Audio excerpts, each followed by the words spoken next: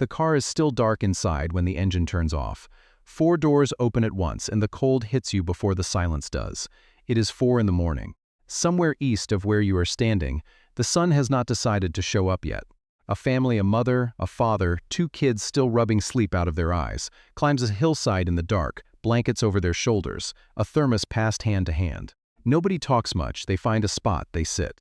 They wait. You can hear the grass underfoot, the wind moving through it, the small sounds of people trying not to disturb a silence that feels bigger than they are. Somewhere below, a dog barks once and stops. The sky stays black a little longer than anyone expects, the way it always does right before it isn't. You have probably done something like this. Maybe it was not on a hillside, but in a church parking lot before sunrise. Or perhaps you were in front of a television at midnight on a Saturday in spring. Something in you has always wanted to be there when the light comes back. You feel it deeply before you can even explain it. This is driven by some old instinct that says morning is not just a time of day, it is a kind of proof. But here is the question nobody asks on that hillside, with the coffee going cold in their hands. Where did the name for what they are celebrating actually come from? Say it out loud. Easter. 400 years ago, an English translator sat down with a stack of Greek manuscripts and made one small decision. It was a decision so small he probably never thought twice about it. Yet that decision is the reason you call this day what you call it. Buried inside one verse in one book in the King James Bible sits a single word. This is a word that almost nobody reads correctly. Most people assume it confirms the holiday they grew up with. It does not. It confirms something else entirely. Something much older that the apostles recognized instantly. You, until this video, probably never noticed it at all. We are going to find that word. We will trace it back through 400 years of English translation and then even further back through the Greek language. We will go further back still, to a feast in the Egyptian desert with blood on a doorframe. Along the way, you will meet a council member who hid his faith for years, and a grieving woman who mistook her teacher for a gardener. You will hear of a persecutor who got knocked off his feet on a dusty road, and a monk scribbling a footnote about a goddess nobody else ever wrote down. By the end, you will know exactly what the Bible says about this day. You will also learn exactly what it does not say. This is not a story about a bunny. This is not a story about a goddess nobody can prove existed. This is not a story about a holiday printed on a regular calendar. This is a story about a word and what got lost the moment it was translated. Here is what most people miss. The resurrection of Jesus is one of the most carefully documented events in the ancient world. There are multiple eyewitnesses and multiple independent accounts. It was written down within decades, not centuries. That part is not folklore, it is history doing exactly what history does. But what about the word Easter? That is a different story altogether.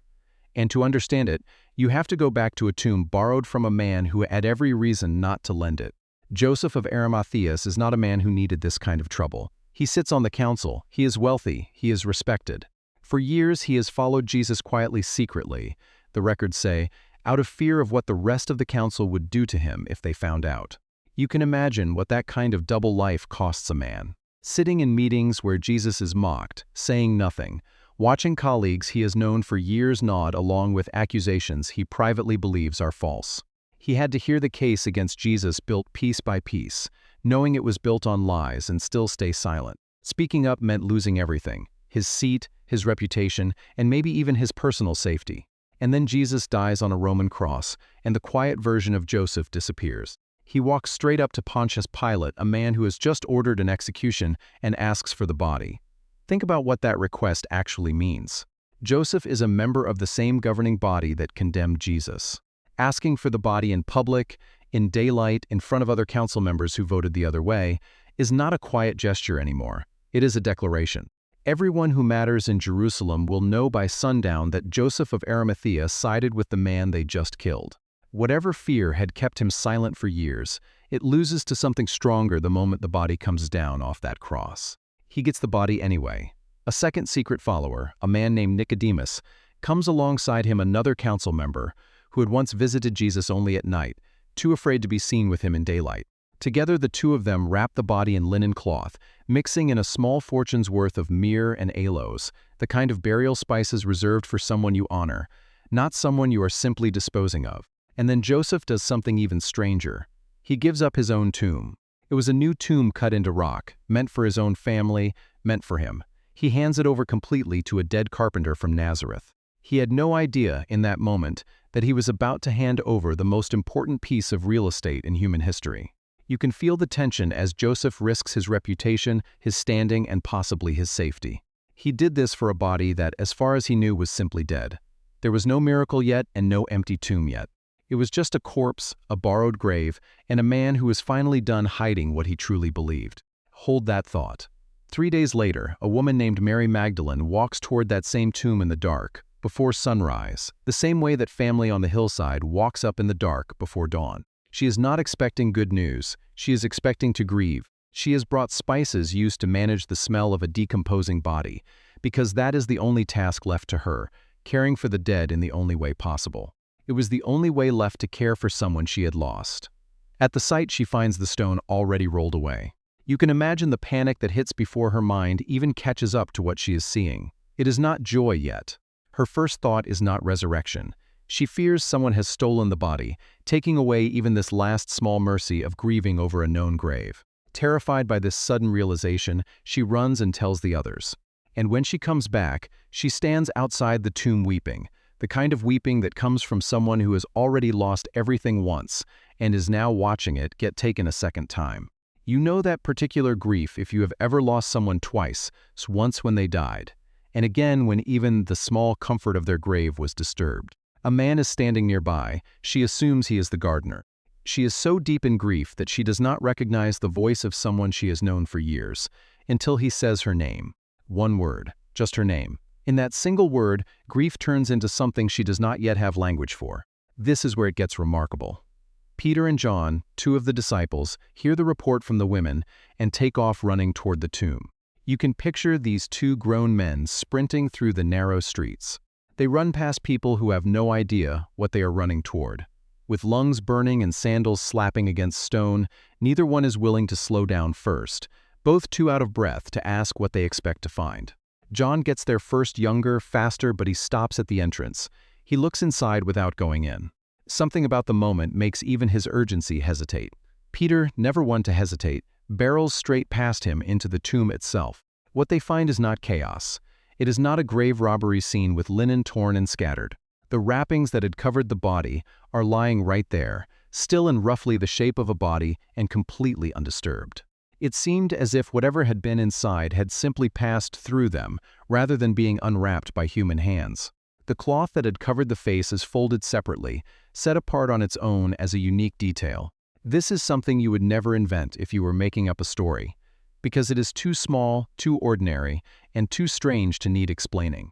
John looks at this and believes, not because someone told him what it meant, because of what he saw with his own eyes: order, not disorder. A body that left rather than a body that was taken. The Greek word the early church used for what they were beginning to understand is anastasis. It means resurrection, but more literally, it means standing up again. Not a spirit drifting off into the sky. Not a memory kept alive in people's hearts. A body standing up again out of a tomb that had been sealed 3 days before. 3 stories, 3 different angles on the same event. A man finally done hiding what he believed, risking his reputation for a borrowed grave. A woman whose grief turns inside out the moment she hears her own name. There are 2 friends who run toward a mystery instead of away from it. Every one of these events happens before anybody in this story has ever heard the word Easter. Pay close attention to this important detail. Accounts of Joseph's tomb, Mary's grief, and the disciples running toward an empty grave come from records written within a few decades by eyewitnesses or people who spoke directly to those who were there. That is not how legends usually get made. Legends take generations to grow. This took days. But notice something else. In every single one of these stories, nobody says the word Easter. Not once. The earliest Christians did not call this the first Easter. They called it something else entirely, and we are going to get to exactly what, and exactly where that other word, the one we actually use today, came from. If a story like this is new to you, or if you have heard it your whole life but never quite like this, hit subscribe before you keep going. There is a lot more buried in plain sight in this book than most people ever get shown. Now watch what happens next, because the stakes are about to get a lot bigger than one borrowed tomb. Here is the part nobody tells you. This story does not stay small for long, especially when a man named Paul arrives.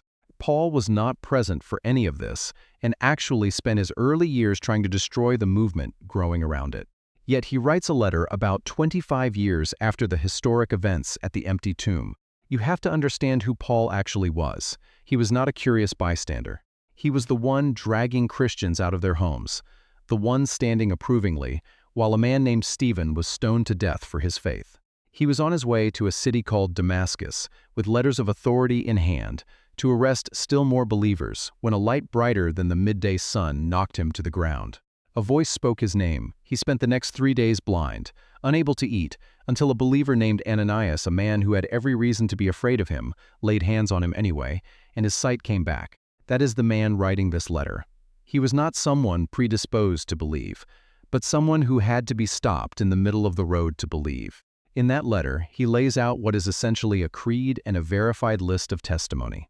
This was something the earliest Christians were already reciting before Paul ever put it on paper, the same way you might recite something you memorized in childhood without remembering who taught it to you first.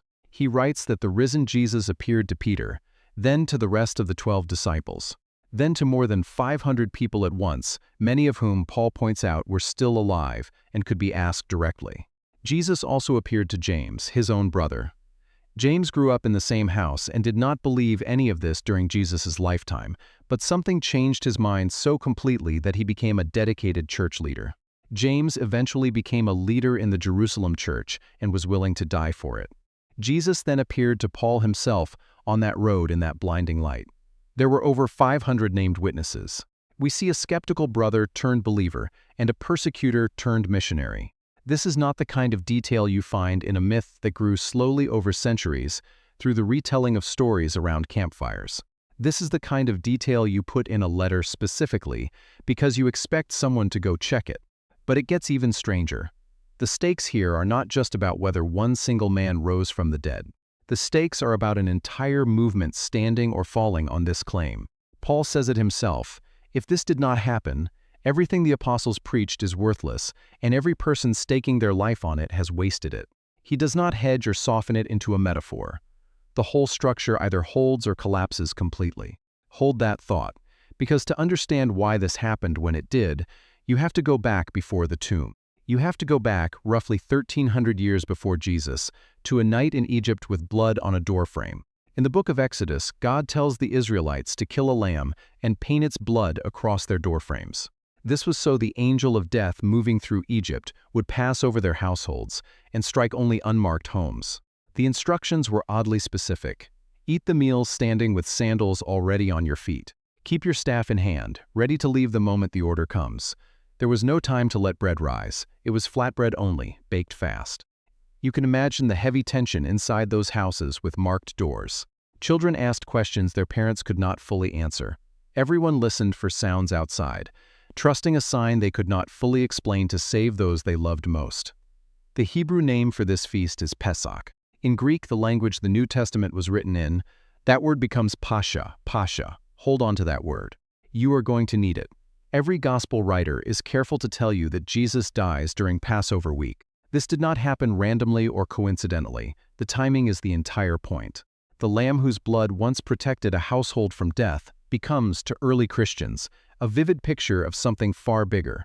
It signifies death itself passing over for good because of a different sacrifice entirely. The first-century Jewish historian Josephus, writing about life under Roman occupation, describes Passover as a massive event.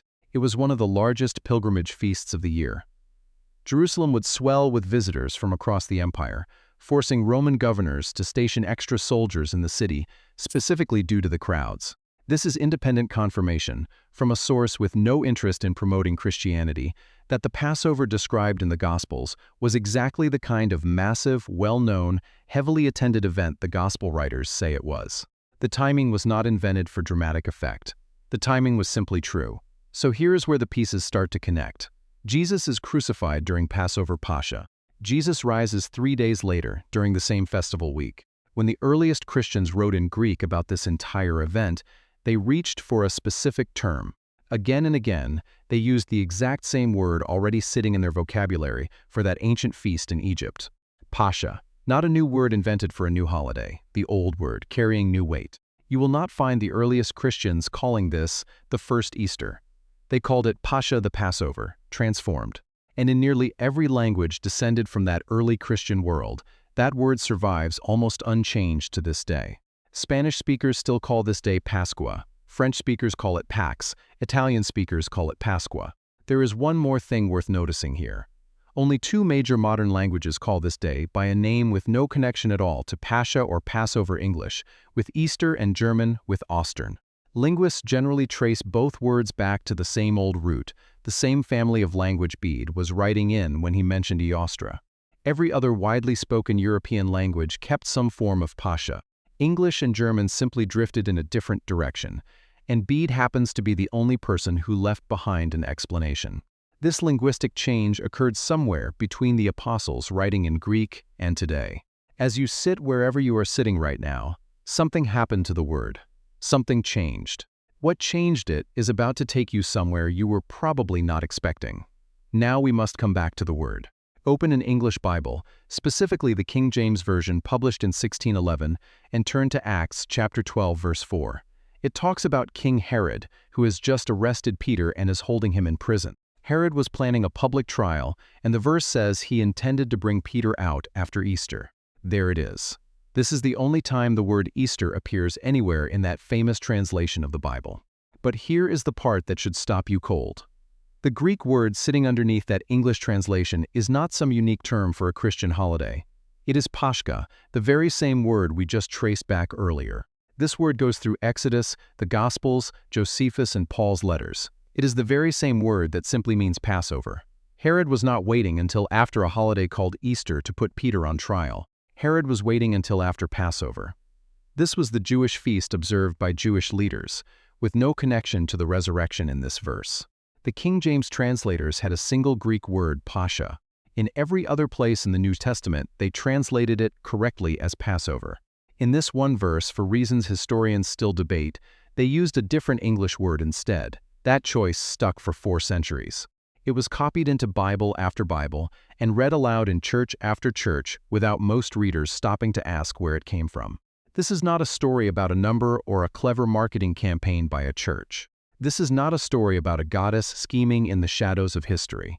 This is a story about a translation choice made by a small group of men working with limited tools 400 years ago, creating a major shift. They accidentally planted a word into Scripture that was never there in the original text. So where did that English word come from if not from the Bible? For that answer, you have to go to a monk named Bede. He lived in the north of England in the early 8th century, in a monastery far from Rome, far from Jerusalem, and far from anywhere the apostles ever walked. Bede is one of the most careful historians of his era. He was meticulous and widely respected, the kind of source modern historians still rely on. He wrote a work called The Reckoning of Time, a book mostly concerned with calendars and how to calculate religious dates. It contained the kind of dry technical material monks needed to figure out when to observe church feasts. Almost as an aside in that text, he mentions that the English month corresponding to April had a unique name. It used to be called Eostermanath, named after a goddess called Eostre, who he says was once honored during that month with feasts. That is the entire ancient evidence for Eostre, one single mention by one writer. This was written centuries after whatever worship he is describing took place. No other Anglo-Saxon text mentions her. No altar inscription bearing her name has ever been found anywhere in England by archaeologists. No contemporary writer, Christian or otherwise, references her at all. Modern historians specializing in this exact period, like Ronald Hutton, have pointed out how thin this historical evidence actually is. It is entirely possible Eostre was a real minor regional figure, worshipped quietly in one corner of England and forgotten elsewhere. It is also entirely possible Bede was simply recording a faded folk memory. He may have been reconstructing it from scraps of half-remembered tradition, the way you might describe an old family habit without fully understanding where it started. Either way, here is what remains true. Beyond dispute, the church that wrote the New Testament never called this day Easter. They called it Pascha. The church historian Eusebius, writing in the 4th century, records the intense Paschal controversy. This was a real, documented dispute among early Christians across different regions about which exact day to observe Pascha. Different churches argued passionately, sometimes bitterly, about calendars. Here is one example straight out of Eusebius's record. Around the middle of the 2nd century, an elderly bishop named Polycarp traveled from the city of Smyrna to Rome to meet with the bishop of that region. That bishop was named Anicetus. The two men disagreed about which day to observe Pascha. Polycarp's churches in the east calculated it one way, while Anicetus and the western churches calculated it another. They compared traditions passed down to each of them from the apostles themselves. In the end, they could not agree, but they shared communion together anyway, as a clear sign that the disagreement did not break them. It did not break their unity. Decades later, a different bishop of Rome named Victor handled the same disagreement far less gently, threatening to cut off entire churches in Asia who refused to change calculations. Read every word of that argument and notice what is missing. Not one letter, bishop, or record from either side ever mentions a goddess named Eostra. The entire fight spanned generations across the Roman Empire. The debate was entirely about Pascha, about Passover, and about which day to mark the resurrection relative to the Jewish calendar. Not one of them is recorded arguing about a holiday named after a spring goddess. The entire controversy was about Pascha, the word the Church used from the very beginning until it was replaced in English. Therefore, you are not looking at a story where the Church secretly stole a holiday. They did not steal a holiday from a goddess and give it Jesus' name to cover their tracks. You are looking at something much smaller and stranger, a language drifting over centuries until the English word fit. The word for a borrowed, half-remembered spring festival simply absorbed the Christian feast that landed near that same time of year. The theology was never built on Eostra, the calendar just happened to overlap. This brings you back to that hillside before dawn, blankets over shoulders, and coffee going cold. You are not waiting for a goddess, whatever the name of the day is, and whatever language got tangled in its history. What you are actually waiting for, if you strip away every layer of translation and tradition, is the same thing Mary Magdalene was waiting for outside an empty tomb 2,000 years ago. It is not just a sunrise. You look for something behind the sunrise, a light that does not just warm your skin, but changes what is true.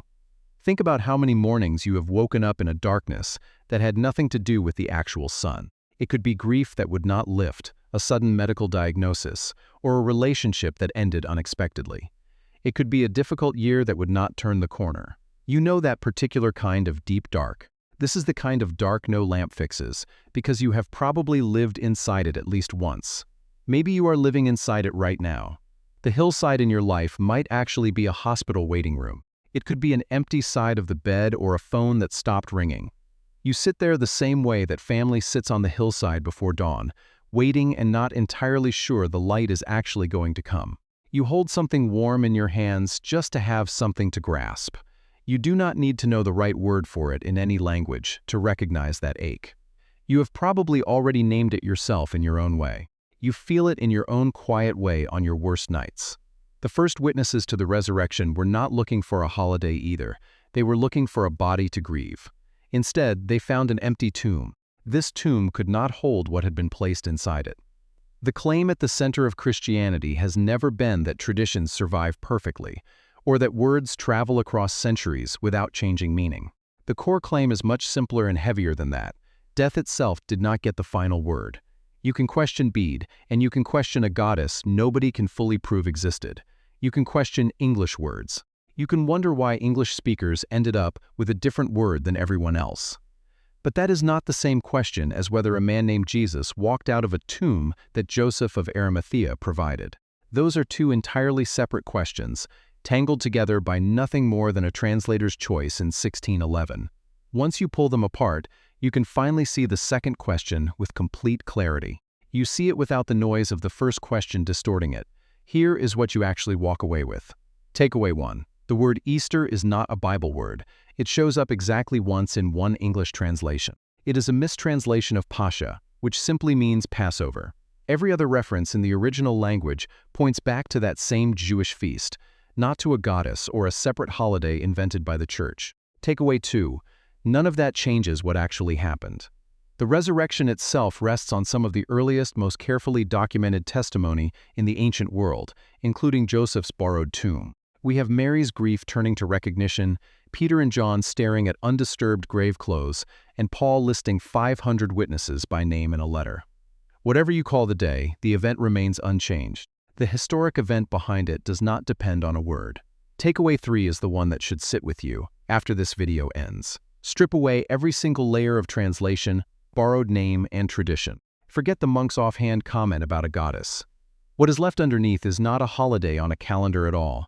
It is an empty tomb, a folded cloth, and a voice that knew someone's name in the middle of grief. We see a council member who stopped hiding what he believed the moment it mattered. There is an invitation, still standing open, for you to walk toward that same kind of mourning, whatever you decide to call it. This applies whatever language you say it in, and whatever the calendar on your wall prints. Out of everything in this video, including Joseph's risk, Mary's grief, and the mistranslated verse, which part surprised you most? Tell me in the comments below. I read every single comment, and I am genuinely curious which specific details stuck with you the longest after the screen goes dark. In the end, the name of the holiday was never the point. The name never was the point for Mary, for Peter, or for Joseph, standing in front of Pilate with everything on the line.